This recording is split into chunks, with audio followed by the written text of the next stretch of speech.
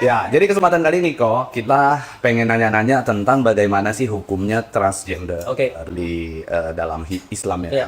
Karena saat ini banyak sekali transgender yang selalu bilang mereka ini adalah perempuan yang terjebak di tubuh yang salah. Oke. Itu selalu yang mereka sampaikan. Di dalam Islam tuh berlaku nggak sih kok? Oke. Pertama-tama aku minta maaf dulu kalau ada sesuatu yang mungkin nggak berkenan ya, tapi aku cuma menyampaikan POV ku aja. Jadi di dalam Islam seperti yang semua sudah tahu bahwa saya sebenarnya transgender itu adalah sesuatu yang tidak diterima seperti dalam agama. Jadi tidak diperbolehkan karena di dalam Islam itu hukumnya cuma either laki-laki atau either perempuan. Jadi nggak ada in between di antara laki-laki dan perempuan. Kalau guyonan kita tuh gini, guyonan tapi ini ya. Kalau laki-laki itu misalnya contoh kalau meninggal, Allahumma firlahu. Kalau perempuan meninggal, Allahumma firlaha. Lah kalau misalnya dia di tengah-tengah, doanya apa kan susah tuh. Masa? Jadi kan satu aja. Nah, jadi kalau secara singkatnya seperti itu.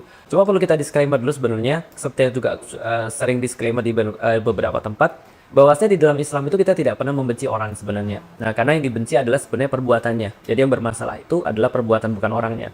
Nah, sehingga kalau orangnya pun kita nggak boleh, misalnya contoh kayak kita menghina Una atau kita menghina Dita itu nggak boleh.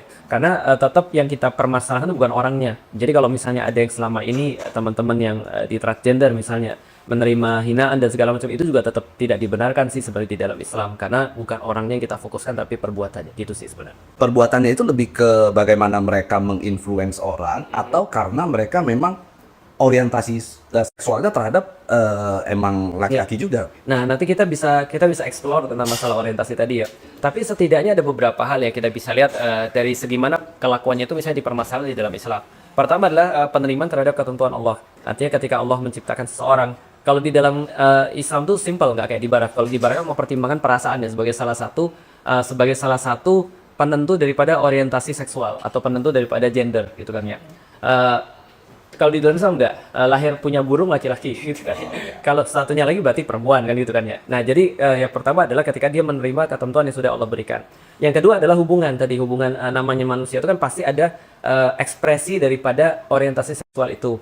Nah, ketika orientasi seksual itu tidak ditaruh sebagaimana mestinya, which is laki-laki pada perempuan atau perempuan pada laki-laki, maka ini menimbulkan problematika yang lain. Nah, influence itu adalah satu hal yang lain juga karena Rasulullah melarang seorang laki-laki bertindak atau berperilaku seperti perempuan atau berpakaian seperti perempuan, vice versa, dan demikian juga dengan sebaliknya.